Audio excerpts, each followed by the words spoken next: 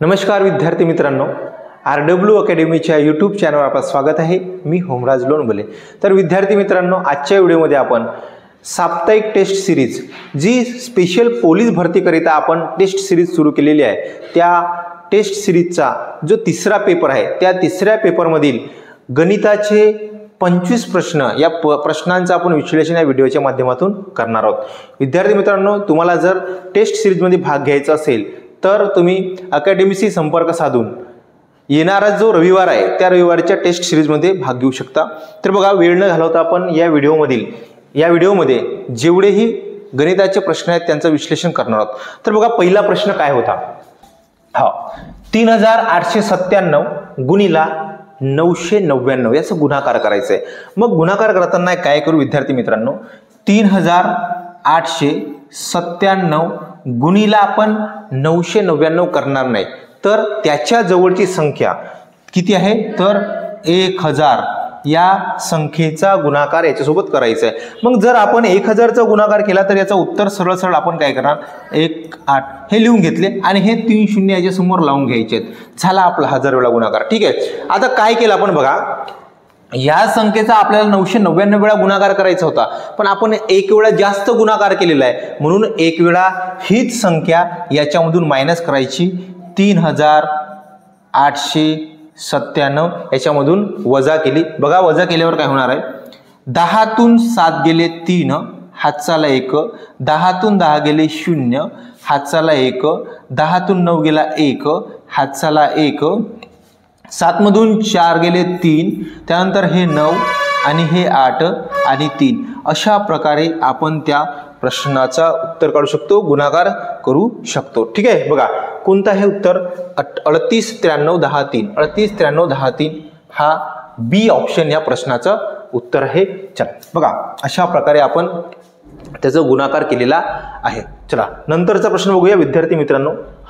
बघा काय आहे, 700 रुपये ए बी सी यांना अशा प्रकारे विभाजित केले की ए ला बी च्या अर्धे व बी ला सी च्या अर्धे, तर सी चा हिस्सा काढायचा आपल्याला। बघा, आता याचा रेशो मेथड, कोणती रेशो मेथडने आपण याचं उत्तर काढू शकतो। बघा, ए बी आणि सी लिहून घेऊ आपण। ए बी सी लिहून घेतला, त्याच्यामध्ये बघा काय करणार, ए ला बी च्या अर्धे, ए ला बी च्या अर्धे। मग मला सांगा, जर आपण बी ला 2 दिले तर ए ला अर्धे म्हणजे याला 1 द्यावं लागेल, मग खाली जागेमध्ये आपण हे 2 लिहून घेऊ। चला, तर ए ला बी च्या अर्धे, त्यानंतर काय म्हणते, ए ला बी च्या अर्धे झाले, त्यानंतर बी ला सी च्या अर्धे, बी ला सी च्या अर्धे। बघा, बी ला सी च्या अर्धे, मग याला जर 2 दिला असं त्याला 1 द्यावं लागेल आणि इथं 1 लिहून घेऊ। बघा, ए ला बी च्या अर्धे आणि बी ला सी च्या अर्धे अशा प्रकारे लिहून घेतलं। आता याचा गुणाकार करू आपण। बघा, 1 गुणिला 1 1 होतो। ठीक आहे, 1 गुणिला 1 1, त्यानंतर बघा 2 गुणिला 1 2 आणि किती झाले हे, तर 2 2 4। बघा, आपण म्हणू शकतो यांना जे रक्कम विभाजित केलेली आहे त्यांचा जो गुणोत्तर आलेला आहे तो 1:2:4 आलेला आहे। बघा, मग एकूण जरी काढला आपण एकूण, तर 2 आणि 1 3, 3 आणि 4 7 आणि 7 ची किंमत प्रश्नामध्ये किती दिलेली आहे, तर 7 ची किंमत आहे 700।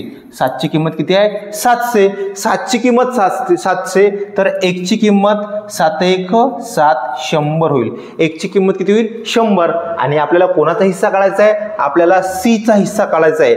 मग सी चा हिस्सा आहे किती, तर 4 रेशो। मग 1 रेशो म्हणजे 100, तर 4 रेशो म्हणजे सी बरोबर 4 गुणिला किती होणार, 100 म्हणजे किती, 400। सी चा हिस्सा किती असणार, तर सी चा हिस्सा असेल 400 रुपये। किती रुपये, 400 रुपये। ठीक आहे, अशा प्रकारे या प्रश्नाचं आपण रेशो मेथडने एकदम सटीक उत्तर काढू शकतो। चला त्याच्यानंतरचा प्रश्न बघूया। त्याच्यानंतरचा प्रश्न बघा, 150 पानावर नंबरिंग करण्यासाठी किती अंकांचा वापर करावा लागेल। 150, समजा एखादे पुस्तक असेल त्याच्यामध्ये 1 2 3 4 असा जर आपण 150 पर्यंत नंबर लिहायचे असतील तर त्याच्यामध्ये किती अंकांचा वापर होईल हा आपल्याला काढायचा आहे। आता बघा विद्यार्थी मित्रांनो, किती 1 ते 150 काढायचं आहे। त्याच्यापैकी जर आपण विचार केला, बघा 1 पासून ते 9 पर्यंत, 1 पासून ते 9 पर्यंत हे किती अंक आहेत, तर एक एक अंकाचे 9 अंक आहेत। किती अंक आहेत, एक एक अंकाचे 9 अंक। म्हणून आपण याचा 9 गुणिले 1 जर केला तर हे एकूण अंक किती झाले, 9 झाले।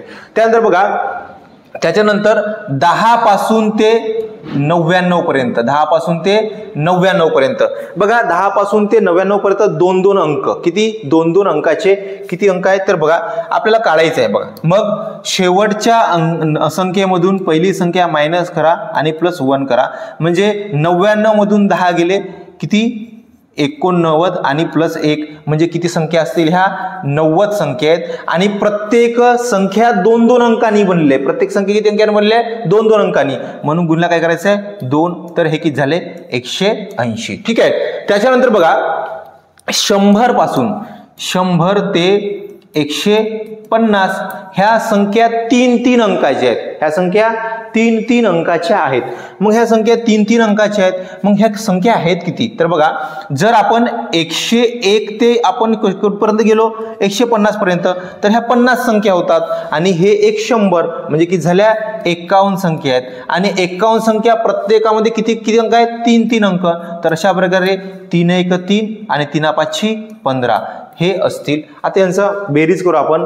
9 आणि 3 12शी 2, हातचा 1, 5 आणि 6 14शी 4 आणि हातचा 1 342. एकूण किती अंकाचा वापर होईल तर 342 अंकाचा वापर होईल. ठीक आहे.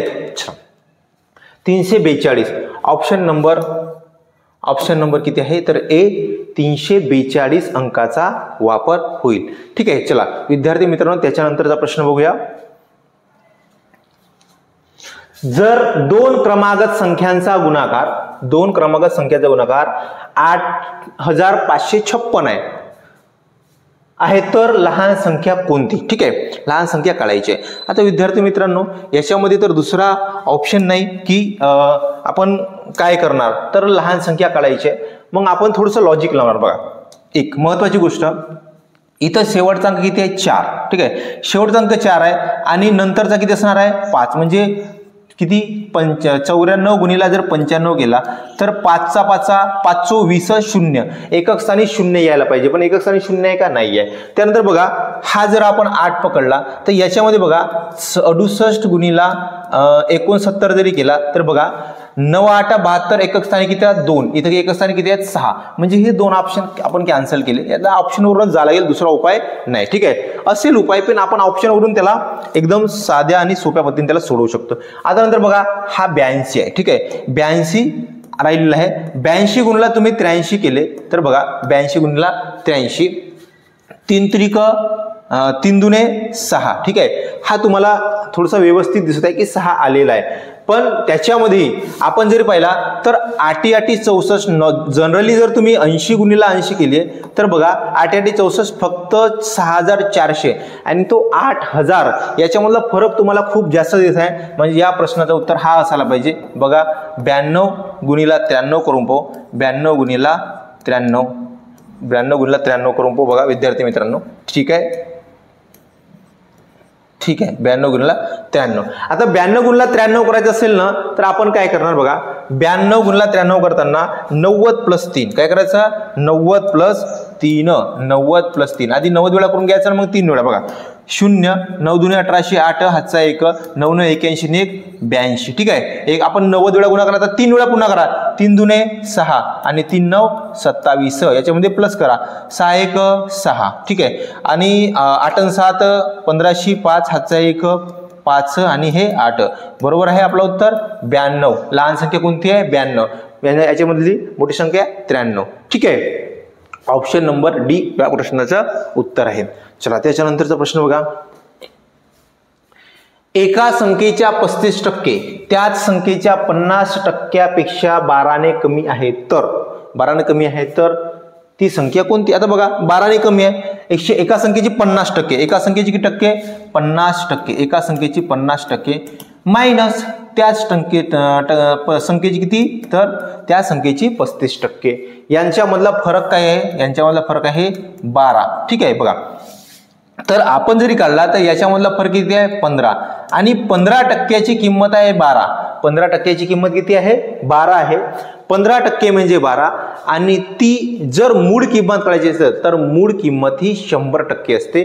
म्हणजे 100% म्हणजे किती, अशा प्रकारे आपण या प्रश्नाचं उत्तर काढणार. बघा 100 गुणिला तिरपा गुणाकार करायचा आपल्याला तिरपा गुणाकार करायचा आहे. 100 गुणिले 12 आणि भागीला काय करणार 15.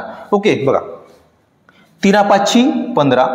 ठीक आहे. त्यानंतर 3 चो 12, 5 1 5, 5 20 100 आणि 20 चो 80. म्हणजे ती संख्या असायला पाहिजे 80. एका संख्येचे म्हणजे 80 चे 50% आणि 80 चे 35% यांच्यामधील फरक किती असायला पाहिजे 12 असायला पाहिजे. ठीक आहे. अशा प्रकारे या प्रश्नाचं उत्तर आहे ऑप्शन डी 80. चला त्यानंतरचा प्रश्न बघूया. सर्वात लहान पूर्ण वर्ग संख्या कोणती ज्या संख्येला 12 15 आणि 20 ने पूर्ण भाग जाईल. पूर्ण वर्ग संख्या काढायची आहे. काय करायचं विद्यार्थी मित्रांनो, एलसीएम जसं आपण काढतो तसंच काढायचं आहे. 12 15 आणि 20 लिहून घेतला. आता बघा भाग देणार आपण याच्यामध्ये. भाग दिला तर 3चा भाग देऊ शकतो 3. 3 चो 12, 3 5 15, 20 जशास तसे. ठीक आहे. त्यानंतर बघा त्यानंतर पुन्हा 4चा भाग देऊ शकतो 4, 4 1 4, 5 4 5 20. पुन्हा 5चा भाग देऊ शकतो 1 1 1. झाला भाग देऊन.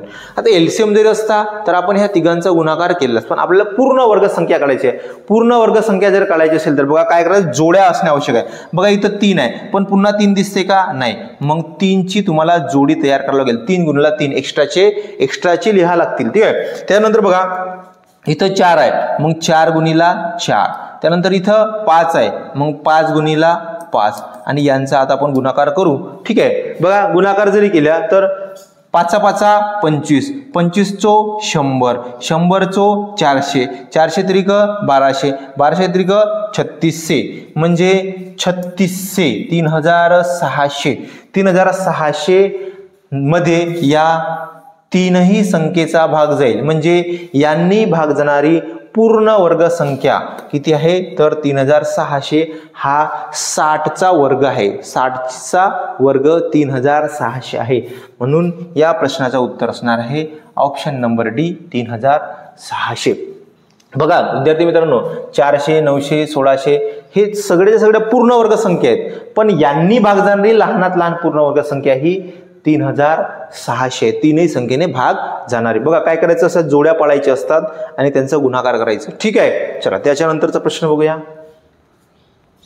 5 वर्षापूर्वी सोहमची वय त्याच्या मुलाच्या तिप्पट होती व 10 वर्षानंतर सोहमची वय त्याच्या मुलाच्या वयाच्या दुप्पट होईल तर सोहमचे वर्तमान वय किती. सोहमचे वय काढायचे.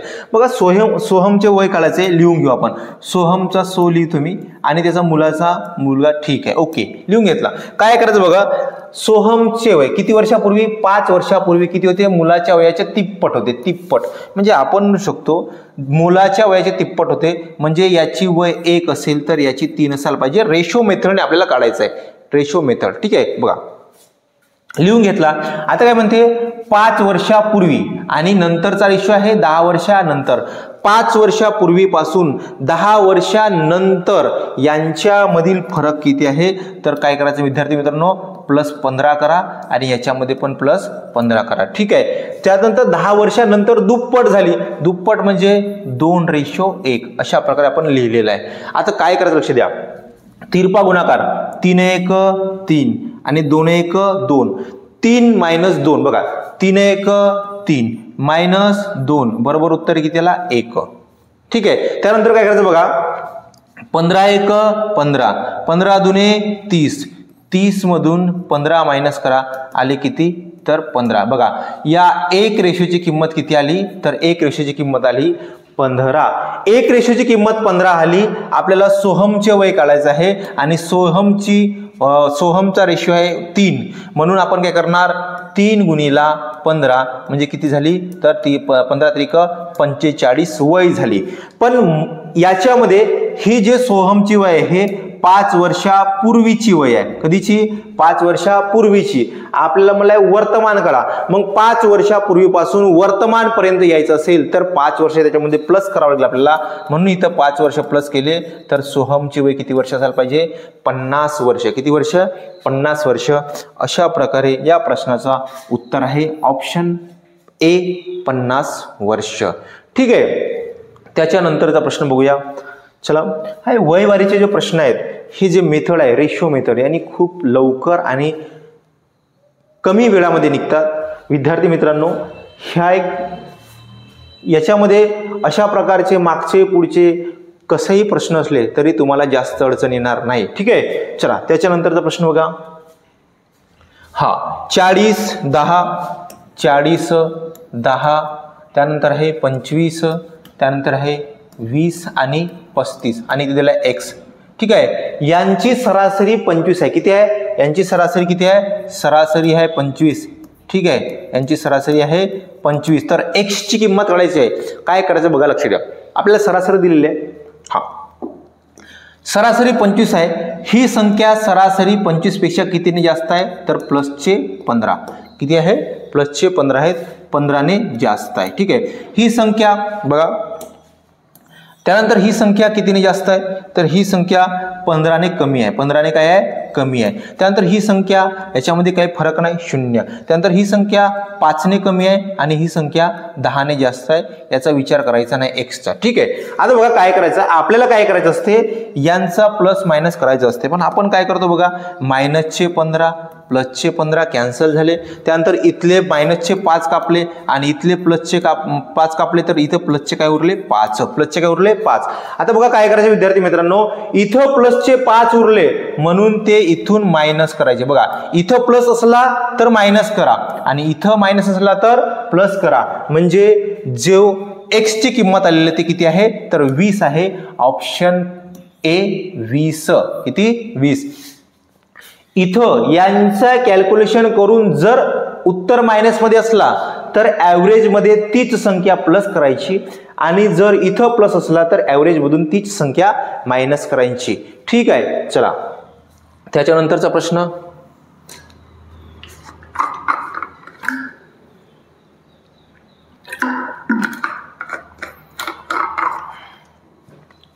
त्याच्यानंतरचा प्रश्न बघा. 6400 रुपये 3 श्रमिकात, 3 श्रमिकामध्ये 3/5 रेशो 2 रेशो 5/3 या गुणोत्तराला किती वाटले? तर 6400 रुपये. आपल्याला कोणाचा हिस्सा काढायचा आहे? तर दुसरा श्रमिकाचा, म्हणजे याचा हिस्सा काढायचा आहे. ओके, दुसऱ्या श्रमिकाचा हिस्सा काढायचा आहे. बघा विद्यार्थी मित्रांनो, नेहमी कोणतीच संख्या सिंगल नसते, तिच्या खाली एक संख्या असतेच. ठीक आहे. मग आता हा जो रेशो आहे, हा जो गुणोत्तर आहे, हा अपूर्णांकामध्ये आहे. मग काय करायचं बघा, आपण काय करणार विद्यार्थी मित्रांनो, खालच्या संख्येचा घेणार एलसीएम 5, 1 आणि 3. याचा एलसीएम किती होईल? तर याचा एलसीएम किती होईल विद्यार्थी मित्रांनो? 15. किती होणार? 15 एलसीएम झाला. किती? 15. मग काय करायचं बघा, 5चा भाग द्या 15 मध्ये. 5चा भाग किती गेला? 5 त्रिक 15. जेवढे वेळा भाग जाईल तेवढे वेळा वरच्या संख्येसोबत गुणाकार करायचा आहे. म्हणजे 3 त्रिक 9, 3 त्रिक 9. ठीक आहे, 9, 3 त्रिक 9. त्यानंतर हा 1चा भाग द्या याच्यामध्ये 15 मध्ये किती गेला? 15 वेळा. मग तेवढेच याच्यासोबत गुणाकार करायचा. 15 दुने 30. ठीक आहे. त्यानंतर 3चा भाग द्या, 3 5 15 गुणिले 5 करा. ठीक आहे, 5 5 25. आता हा जो रेशो काढलेला आहे आपण, यांच्या ह्या अपूर्णांकांच्या हिश्श्यावर हा आपण गुणोत्तर काढलेला आहे. मग आपण म्हणू शकतो, पहिल्या व्यक्तीला 9 रेशो पैसे मिळाले, दुसऱ्या व्यक्तीला 30 रेशो पैसे मिळाले, तिसऱ्या व्यक्तीला 25 रेशो पैसे मिळाले आणि अशी पैशामध्ये दिले आहेत 6400 रुपये. किती? 6400 रुपये दिलेले आहेत. आता बघा 6400 रुपये दिलेले आहेत विद्यार्थी मित्रांनो. आणि आपल्याला वाटतं बघा 30 आणि 25 50 55 हे झाले 64 रेशो. किती? 64. आणि 64 रेशोची किंमत आहे 6400. 6400. आपल्याला दुसऱ्या व्यक्तीचे पैसे काढायचे आहेत. दुसऱ्या व्यक्तीचा तुम्हाला काढायचा आहे. तर बघा दुसऱ्या व्यक्तीला किती मिळाले? 30 रेशो 30. आता बघा काय झालेलं आहे, 64च्या समोर 2 शून्य वाढले तर 30च्या समोर 2 शून्य वाढवा, 30च्या समोर 2 शून्य वाढवा. म्हणजे दुसऱ्या श्रमिकाला मिळालेले पैसे किती आहेत? तर 3000 रुपये आहेत. अशा प्रकारे या प्रश्नाचं उत्तर आहे ऑप्शन बी 3000. ठीक आहे. बघा त्याच्यानंतरचा प्रश्न काय असणार आहे? त्याच्यानंतरचा प्रश्न हा, खालीलपैकी कोणती जोडमूळ संख्या आहे? जोडमूळ संख्या. बघा जोडमूळ संख्यामध्ये मूळ संख्या असतात पण त्याच्यामध्ये एक सोडून संख्या असते बघा। याच्यामध्ये जर आपण पाहिला तर 15 ही मूळ संख्याच नाही, म्हणजे हा ऑप्शन होऊ शकत नाही। त्यानंतर जोडमूळ संख्यामध्ये बघा 53 आणि 59 याच्यामध्ये खूप फरक आहे, हा होऊ शकत नाही। आणि हा ऑप्शन जो आहे याच्यामध्ये 81 हे मूळच संख्या नाही, म्हणजे हा होऊ शकत नाही। 71 आणि 73 ही जोडमूळ संख्या आहेत बघा, जोडमूळ संख्या, ठीक आहे। मूळ संख्या, जोडमूळ संख्या, सहमूळ संख्या हे आपल्याला माहित पाहिजे। बेसिक जे आहे त्या बेसिक जे काही मॅथचे चॅप्टर्स आहेत त्याच्यावर बरेचसे प्रश्न पोलीस भरतीमध्ये विचारले जातो। आपण एकही गोष्ट दुर्लक्ष करून चालणार नाही। चला त्यानंतरचा प्रश्न आहे बघा, काय आहे तर 256 चा पॉवर दिला आहे 0.16 गुणिला 16 चा पॉवर दिला आहे 0.18। बघा हा प्रश्न सोडवायचा असेल तर आपला जो पाया आहे, जो बेस आहे तो सारखा पाहिजे। मग पाया सारखा करायचा आहे तर काय करू शकता विद्यार्थी मित्रांनो, हा जो आहे 256 हा 4 चा पॉवर 4 आहे आणि त्याचा पॉवर किती होणार तर 0.16 गुणिला हा 4 चा पॉवर 2 आहे आणि त्याचा पॉवर किती होणार 0.18। ठीक आहे। आता बघा याच्यामध्ये जर गुणाकार असेल आणि बेस सारखा असेल, गुणाकार असेल आणि बेस सारखा असेल तर पॉवरची काय होते बेरीज होते, घातांकाची बेरीज। बघा किती 1664, किती 1664 म्हणजे 4 चा पॉवर 0.64 गुणिला 18 दुने 36, 4 चा पॉवर किती होणार तर 0.36। आणि तुम्हाला आता सांगितलं की जर पॉवर बेस सारखा असेल तर पॉवरची काय होते बेरीज। 64 आणि 36 किती झाले 100 आणि पॉईंट किती नंतर आहे 2 नंतर पॉईंट दिला, म्हणजे याचा अर्थ 4 चा पॉवर 1 आणि कोणत्याही संख्येचा पॉवर 1 म्हणजे काय असते तीच संख्या असते।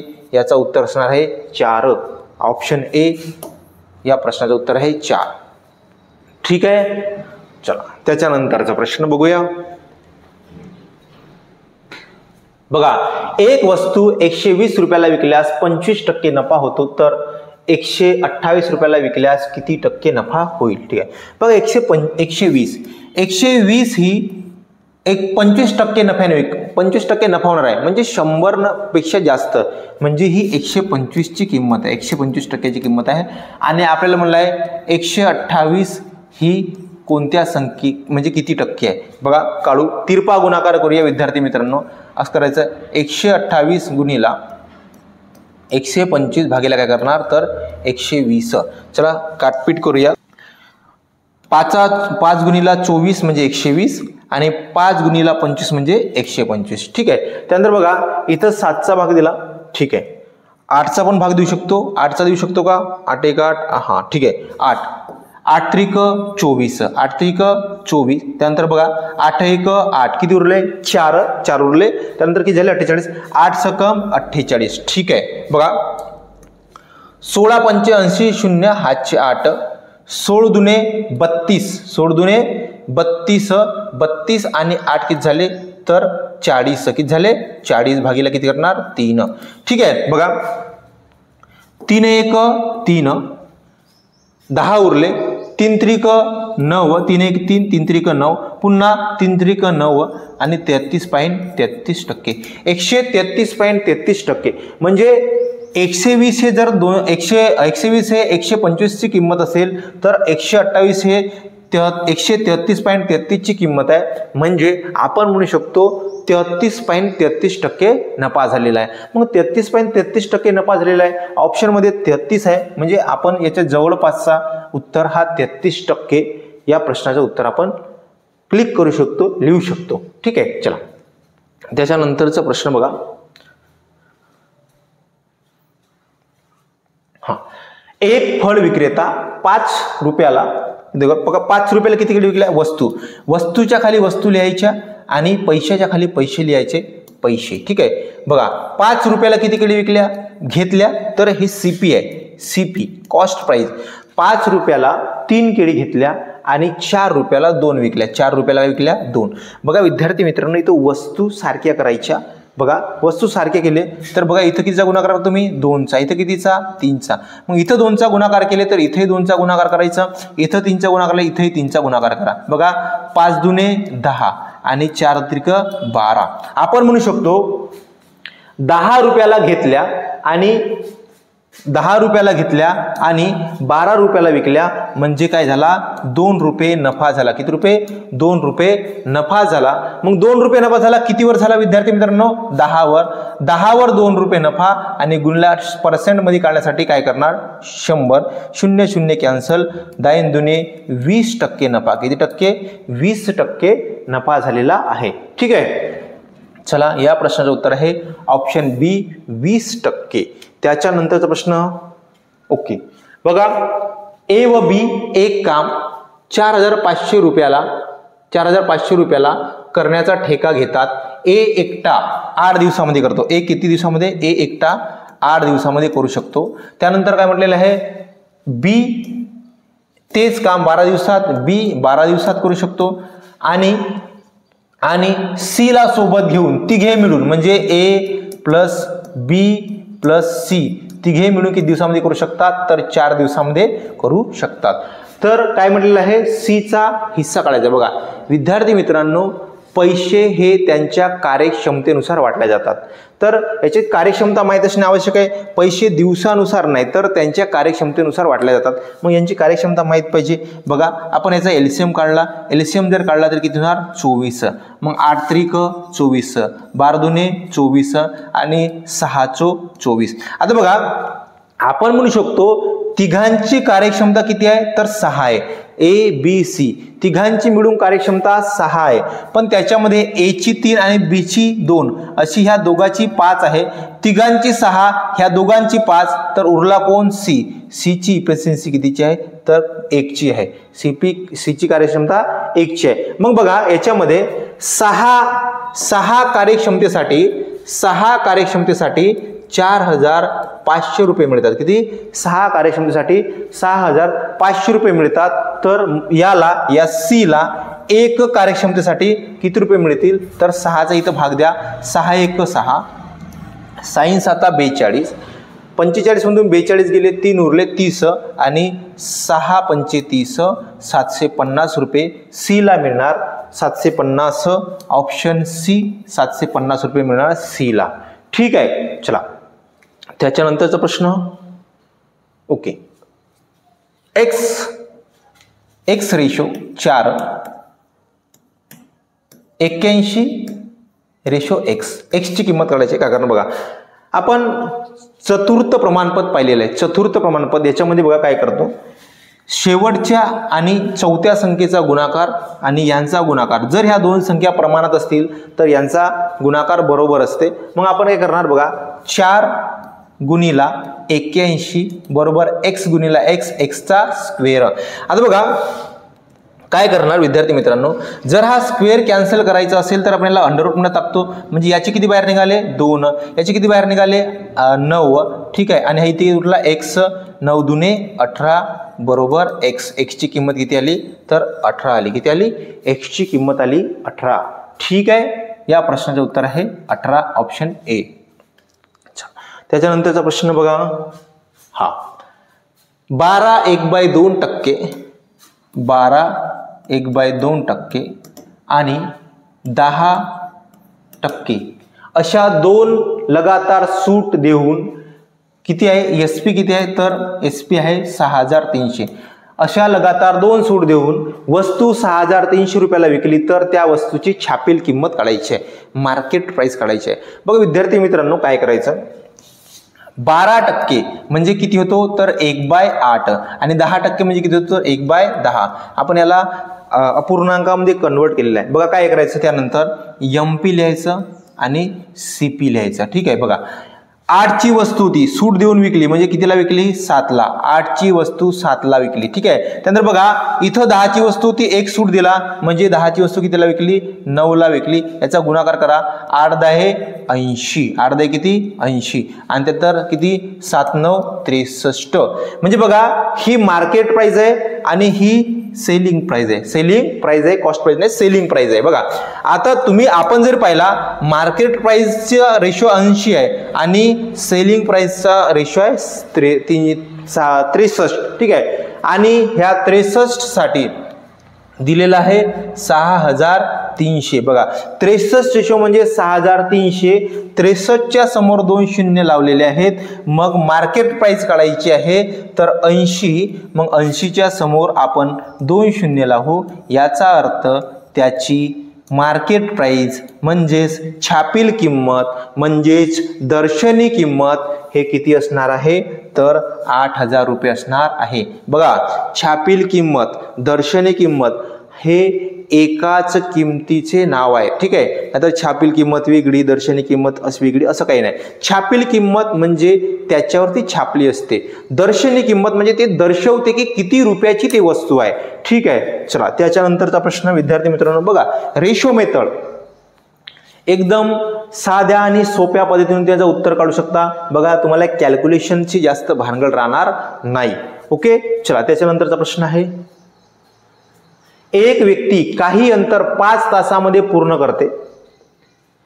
त्यातील अर्धा अंतर 10 बघा त्यातील अर्धा अंतर 10/1/2 किलोमीटर प्रति तास म्हणजे 10.5 म्हणू शकता किंवा 10.5 किलोमीटर प्रति तास वेगाने जातो आणि अर्धा अंतर 12 किलोमीटर प्रति तास वेगाने जातो. तर पार केलेले अंतर काढायचे आपल्याला. बघा विद्यार्थी मित्रांनो जर अशा प्रकारचा प्रश्न सोडवायचा असेल तर आपल्याला आधी त्याचा सरासरी वेग काढावा लागेल. सरासरी वेग काढण्याचं सूत्र काय बघा तर ए गुणिला बी गुणिला 2 भागिला a प्लस b बरोबर का निघतो तर सरासरी वेग निघतो. ठीक आहे. सरासरी वेग निघणार आणि मग तो वेग जो निघणार आहे तो वेगाला गुणिला 5 करणार म्हणजे speed into time is equal to distance बरोबर ना. आता बघा ए म्हणजे पहिला. ठीक आहे. 10/1/2 म्हणजे किती होतो 10.5. ठीक आहे. काय करणार 10.5. ठीक आहे. 10.5 न लिहिता आपण त्याला किती लिहिलं डायरेक्ट किती लिहिलेलं आहे तर 105 लिहिलं. ठीक आहे. कारण पॉईंट काढला आपण. ठीक आहे. त्यानंतर बघा काय करायचं गुणीला काय करायचा 12 आणि गुणला काय करायचा 2 भागीला ह्या दोघांची जर बेरीज केला असता तर 12 आणि 10 22.5 झाला असता. मग 22.5 लिहिता मी 225 लिहितो. वर एक पॉईंट आला असता खाली एक पॉईंट आला असता वर पॉईंट 1 खाली पॉईंट 1 बरोबर झालेलं आहे. कुठं पॉईंट किंवा शून्य द्यायची गरज नाही. आता काटपीट करणार बघा याचा जर आपण उत्तर काढला तर आपल्याला मिळेल स्पीड आणि त्या स्पीडला जर 5 ने गुणाकार केला तर मिळेल आपल्याला अंतर. म्हणून मी काय करणार आधीच इथं 5चा गुणाकार करून घेतो म्हणजे डायरेक्ट आपल्याला अंतर मिळेल. बघा काटपीट करू विद्यार्थी मित्रांनो. जर भाग दिला तर 5 5 आणि 5 20 किती उरले तर किती उरले 5 आणि 5 5 25. ठीक आहे. त्यानंतर बघा 15चा भाग देऊ शकतो 15 त्रिक 45 न आणि 15 7 105. त्यानंतर बघा 3 1 3 3 12. ठीक आहे. आता खाली काहीच उरलेलं नाही वर उरलेलं आहे 4 7 आणि 2 4 2 8 आणि 8 7 56 किती 56 किलोमीटर म्हणजे तो अंतर किती होता तर 56 किलोमीटर तो अंतर होता. सरासरी काढून सरासरी वेग काढून या प्रश्नाचं आपण उत्तर काढू शकणार. ठीक आहे. त्याच्यानंतरचा प्रश्न बघा 6/8 6/8 त्यानंतर आहे 6/10 त्यानंतर आहे 6/14 त्यानंतर आहे 6/20. बघा काय म्हणलेलं आहे खालीलपैकी सर्वात लहान अपूर्णांक कोणता. बघा विद्यार्थी मित्रांनो याच्यामध्ये हा अंश आणि हा छेद. बघा हे जे संख्या आहेत त्याच्यामध्ये अंश सारखा आहे. काय अंश सारखा आहे आणि जर अंश सारखा असेल तर ज्याचा छेद मोठा तो लहान असतो. काय असतो ज्याचा छेद मोठा तो लहान असतो. ठीक आहे. आणि ज्याचा छेद लहान तो काय असतो मोठा असतो. ज्याचा छेद लहान तो मोठा असतो. म्हणून या प्रश्नाचं उत्तर लहान विचारलेलं आहे म्हणून 6/20 ऑप्शन डी या प्रश्नाचा उत्तर असेल. ठीक आहे. चला त्याच्यानंतरचा प्रश्न बघा 7 किती दिलंय 78 सेंटीमीटर त्यानंतर 104 सेंटीमीटर 117 सेंटीमीटर आणि 169 सेंटीमीटर लांबीच्या 4 लोखंडी सळ्यांना शक्य तितक्या समान भागात कापले असल्यास एकूण किती तुकडे तयार होतील? तुकडे काढायचे आहेत आपल्याला. ठीक आहे, बघा काय करणार, याला तुकडे काढण्यासाठी आधी आपण त्याला समान कोणत्या भागामध्ये कापू शकतो हे आपल्याला माहित पाहिजे आणि याच्यासाठी तुम्हाला मसावी काढावं लागेल. ठीक आहे, मसावी काढू आधी. बघा 78, त्यानंतर आहे 104, त्यानंतर आहे 117, त्यानंतर आहे 169. बघा विद्यार्थी मित्रांनो, 13चा भाग जाईल 13. ठीक आहे, 13 × 78, 13 13 13 8 104, 13 9 117 आणि हा 13.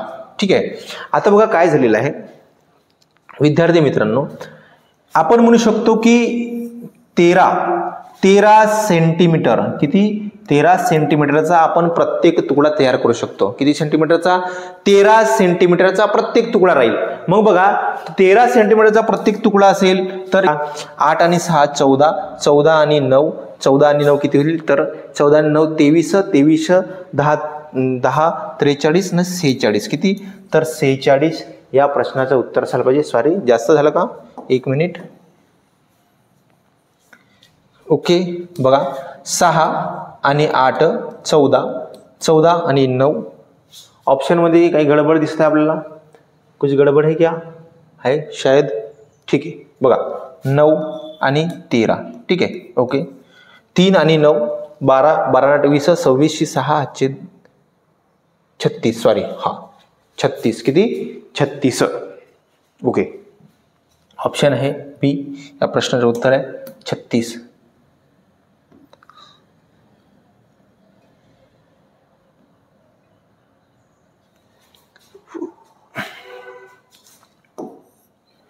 ठीक आहे, तर अशा प्रकारे या प्रश्नाचं उत्तर आपण काढलेलं आहे 36.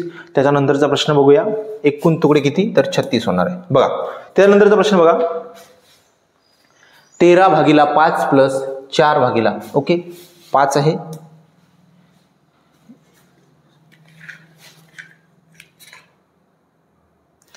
ठीक आहे, इथं सॉरी 3 आहे. 1 मिनिट. हा, चला बघा काय करणार विद्यार्थी मित्रांनो, कंस सोडवायचं आपल्याला. बॉडमासनुसार आधी कंस सोडवणार आपण. कंस सोडवताना काय करणार बघा, 13/5 तिरपा गुणाकार करू आणि 13 किती? 39 भागीला प्लस 5 20 भागीला 3 15. ठीक आहे, त्यानंतर इथं भागीला आधी हा कंस सोडवावा लागेल आपल्याला. त्यानंतर बघा 13 39 प्लस 10 20 आणि किती? तर 10 30. ठीक आहे, आता बघा याची जर बेरीज केला तर हे झाले 59. किती झाले? 59. ठीक आहे, 59 भागीला 15 याच्यामध्ये भागाकार आहे. त्यानंतर हे किती झाले? तर हे पण 59 आणि भागीला किती होणार? 30. ठीक आहे, बघा जर आपल्याला भागाकार सोडवायचा असेल तर आपण त्याला गुणाकारामध्ये बदलवतो आणि गुणाकारामध्ये बदलवायचं असेल तर बघा याच्यामध्ये काय करणार, 49/15 पहिली संख्या जशाच तशी लिहायची आणि याला भागाकाराला गुणाकार लिहायचं. खालची संख्या कुठे जाणार? वर, आणि वरची संख्या कुठे जाणार? तर खाली जाणार. ठीक आहे, तर अशा प्रकारे बघा 59 कॅन्सल झाले. 15 1 15, 15 2 30 या प्रश्नाचं उत्तर किती आला? तर 2. 15चा भाग किती वेळा गेलाय? 2 वेळा. 15 2 30 या प्रश्नाचं उत्तर आहे ऑप्शन डी 2. ठीक आहे, त्याच्यानंतरचा प्रश्न काही 2-4 प्रश्न राहिलेले आहेत. 4-5 प्रश्न राहिलेले आहेत. बघा विद्यार्थी मित्रांनो, 30 गाईचा 10 दिवसाचा पशुखाद्य खर्च किती आहे? तर 20,000 आहे. किती आहे? 20,000 आहे. ठीक आहे, तर काय म्हणते 40 गाईचा 18 दिवसाचा पशुखाद्य खर्च किती? ठीक आहे, बघा ही संख्या याच्यासोबत गुणाकारात जाणार आणि ही याच्यासोबत गुणाकारात जर तिरपा गुणाकार करू विद्यार्थी मित्रांनो, बघा 20,000 गुणिला 40 गुणिला 18 भागीला काय करायचं? 30 गुणिला 10. ठीक आहे, बघा इथला 0 कापला, इथला 0 कापला, इथला 0 कापला, इथला 0 कापला, कापून घेतला. ठीक आहे, 3 1 3, 3 सक किती? 18, 3 सक 18, साइन दुने 12, साइन दुने 12. त्यानंतर किती शून्य उरले? 3 शून्य लावून घेऊ. 1 2 3. ठीक आहे, काही गडबड गडबड गडबड गडबड. 1 मिनिट. 30 20 20. अरे बरोबरच आहे.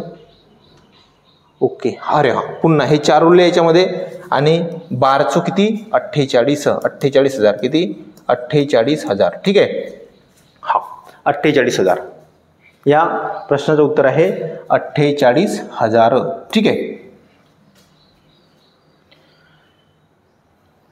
चला त्यानंतरचा प्रश्न विद्यार्थी मित्रांनो बघूया. प्रश्न आहे 3 गुणिला 0.3 गुणिला 0.0003 गुणिला 0.0003. ओके. मग काय करायचं विद्यार्थी, एक तर तुम्ही याचा पॉईंट काढून उत्तर काढू शकता किंवा सरळ सरळ पॉईंट विसरून तुम्ही उत्तर काढू शकता. बघा जर तुम्ही पॉईंट काढून जर उत्तर पॉईंट 3 गुणिला याला 3/10 लिहू शकता. त्यानंतर गुणिला 3/100 लिहू शकता. गुणिला 3 किती शून्य आहे तर बघा पॉईंट नंतर किती अंक आहेत, पॉईंट नंतर अंक आहेत 3 शून्य लिहू शकता. गुणिला 30.